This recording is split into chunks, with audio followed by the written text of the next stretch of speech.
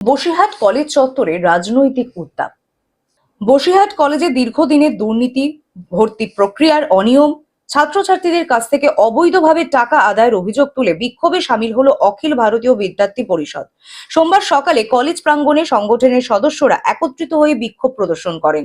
এবিভিপির অভিযোগ, দীর্ঘদিন ধরে কলেজের ভর্তি প্রক্রিয়াকে কেন্দ্র করে তৃণমূল ছাত্র পরিষদের কিছু নেতা ছাত্রছাত্রীদের কাছ থেকে অর্থ আদায় করে আসছিলেন। সংগঠনের দাবি যে তৃণমূল ছাত্র নেতাদের বিরুদ্ধে অভিযোগ উঠেছে তাদের মধ্যে অনেকেই বর্তমানে কলেজের নিয়মিত পড়ুয়াই নন, তবুও তারা কলেজের বিভিন্ন কার্যকলাপে প্রভাব বিস্তার করে চলেছেন। এর ফলে সাধারণ ছাত্রছাত্রীদের মধ্যে অসন্তোষ বাড়ছে এবং শিক্ষার পরিবেশ ক্ষতিগ্রস্ত হচ্ছে।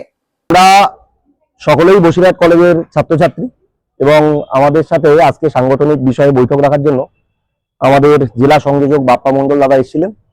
আমরা বৈঠক করছিলাম, আলোচনা করছিলাম। তখন কিছু তৃণমূলের সময়ে টিএমসি যখন পশ্চিমবঙ্গের শাসক দলে ছিল, সেই সময়ে এই কলেজ ক্যাম্পাসে যাদের বিরুদ্ধে যেসব ছাত্র নয়, তাদের কলেজ শেষ, তারপরেও এখানে এসে যারা ছাত্রছাত্রীদের কাছ থেকে টাকা তুলতো ভর্তির নাম করে, অবৈধভাবে ভর্তি করানোর ব্যবস্থা করতো বা অ্যাডমিশনের নাম করে অধিক পরিমাণে টাকা তুলতো, আমরা তাদের বিরুদ্ধে প্রথম দিন থেকেই তাদেরকে বলছি যে এই কাজ করা যাবে না।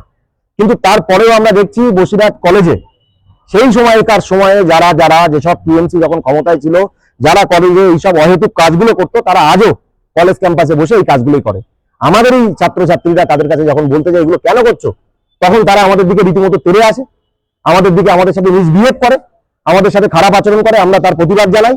উত্তর 24 পরগনা থেকে সৌমাভ মণ্ডলের রিপোর্ট, গ্লোব নিউজ। এখন থেকে গ্লোব টিভি দেখুন আপনার স্মার্টফোনে।